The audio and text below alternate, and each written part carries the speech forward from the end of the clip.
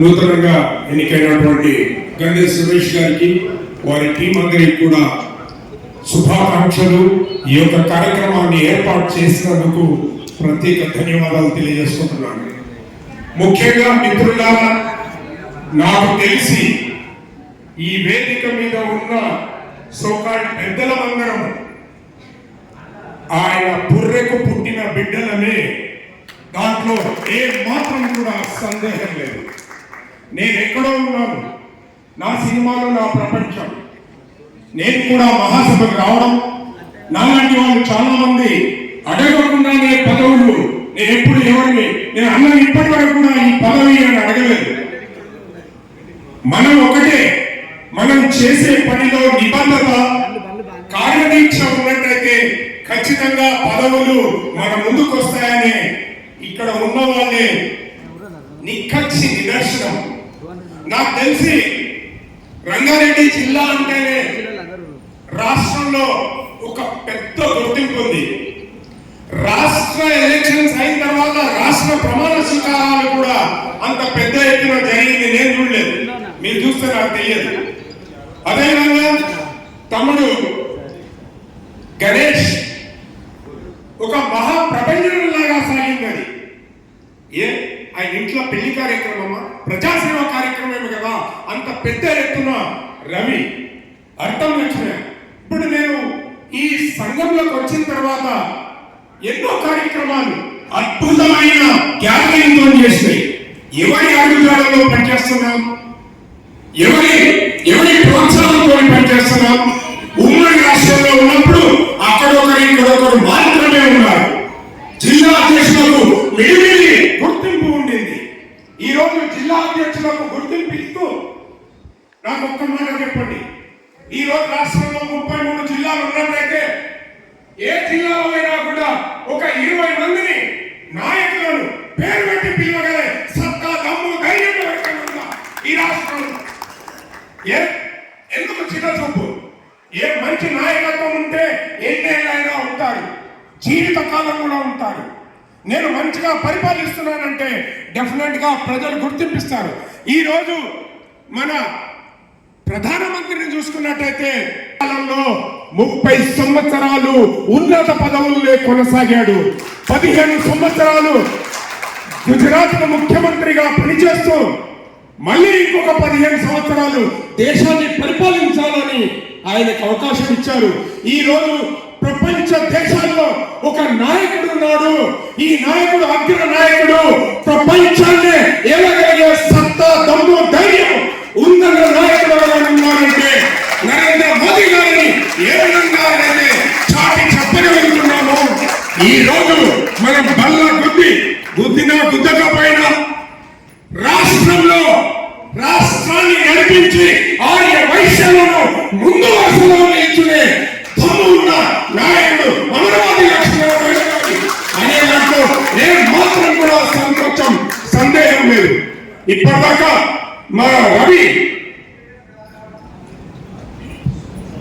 Millers association కు president అయిన వారిని నీకన్నా ఎక్కువ అమరావతి పని చేసిందా లేదా ఒక్క మాట నీ సభాముఖంగా చెప్పు. లేచి చెప్పు, నీకన్నా ఎక్కువ ఆయన పని చేసిందా లేదా? పని చేయకుండా వద్దు, పని చేసిందా లేదా చెప్పు.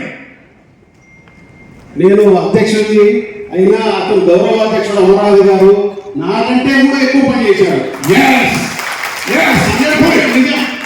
వాస్తవం, ఇది వాస్తవం. నేను ఆయన ప్రైజ్ చేయడానికి ఇది రాలేదు, వాస్తవాన్ని మాట్లాడడానికి మాత్రమే నేను మాట్లాడుతున్నాను. నేను వాస్తవాన్ని మాట్లాడతాను. చాలా చోట్ల అన్నదాన్ని కూడా నేను ఆ డెసిషన్స్ లో డెఫర్ అయ్యాను. మంచివైతే స్వీకరిస్తారు ఎవరైనా. అధికారంలో ఉన్న వాళ్ళు మంచి సలహాలు ఇస్తే ఖచ్చితంగా స్వీకరిస్తారు. అది ప్రజాహితం కోరిందైతే ఖచ్చితంగా ఇస్తారు. నేను ఈ లండన్ ఎలక్షన్స్ అది ఇది కావాలన్నప్పుడు స్పెషల్ మీటింగ్ పెట్టినప్పుడు అన్న ఆ ట్రస్ట్ పరమని తీసేయంటే తీసేస్తా అని చెప్పింది. ఇప్పటికీ ఆ ట్రస్ట్ పరమని ఈ డాన్స్ మీద ఉన్న వాళ్ళు ఎవరు కూడా ఎప్పుడు కూడా మాట్లాడలేదు. ఎందుకు ఉండొద్దు? రండి, పోటీ చేయండి. ఎవరు రద్దడలేను. మీరందరూ కూడా ఇప్పుడు వాట్సాప్ల గురించి మాట్లాడుతున్నారు. నేను నా సలహా, మీరు ఎప్పుడు కూడా వాట్సాప్ల గురించి మాట్లాడకండి. వాట్సాప్ లో ఉన్నోళ్ళు మెంబర్స్ కాదు కదా. మెంబర్స్ కాని వాళ్ళ గురించి మీరు ఎందుకు అంత టైం వేస్ట్ చేస్తున్నారు? అర్థమైందా? ప్లీజ్ వాట్సాప్ లో అనేటోళ్ళని ప్రధానమంత్రిని ఎంతమంది అంటలేదు, కానీ విషయం ఎవరిది, ఇంప్లిమెంటేషన్ ఏంటి? ఈ రోజు ఉన్న పరంగా ఆ రోజు రాష్ట్రం, ఉమ్మడి రాష్ట్రం విడిపోయిన రోజు డెఫినెట్ గా అమరావతి గారు అయితేనే ఈ యొక్క రాష్ట్రాన్ని లీడ్ చేస్తారని నేను ఎవరి ముందో చెప్పలేదు.